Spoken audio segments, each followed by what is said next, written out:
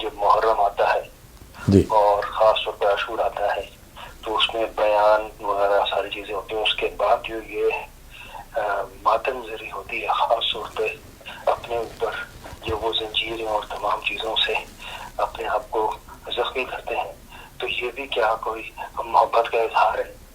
اس کے بارے میں کیا کہیں گے؟ بہت اچھا آپ نے سوال کیا ہے. یاد رکھیے نبی علیہ الصلاۃ والسلام کی حدیث پاک ہے.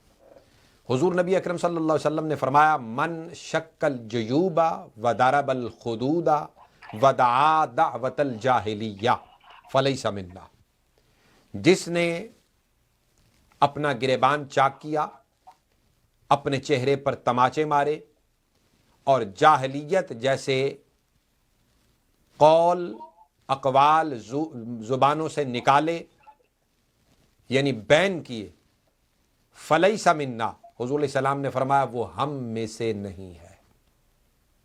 لہذا آنسو بہانا, ان کی محبت میں غمزدہ ہونا, دل کا مغموم ہونا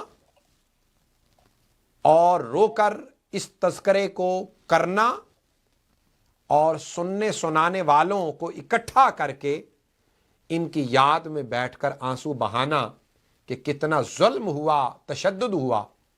اور ایک اور بات میں کہہ دوں کہ آج یہ کہا جاتا ہے جی 1400 سال بیت گئے, کیا ضرورت ہے بار بار اس ذکر کو کرنے کی.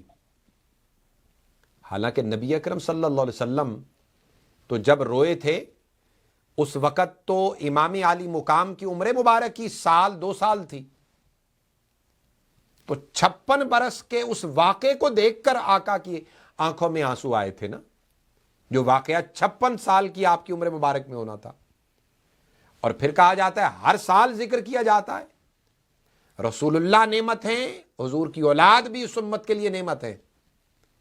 ان کا ذکر کرنا قرآن مجید بار بار کہہ رہا ہے فَبِأَيِّ آلَاءِ رَبِّكُمَا تُكَذِّبَانِ.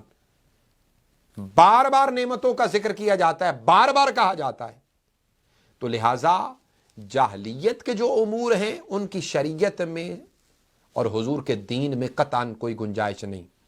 یعنی تماچے مارنا, گریبان چاک کرنا, بین کرنا, پیٹنا وغیرہ. لیکن اگر کوئی آنسو بہاتا ہے اور ذکر کر کے روتا ہے تو یہ خالصاً رسول اللہ کی سنت ہے.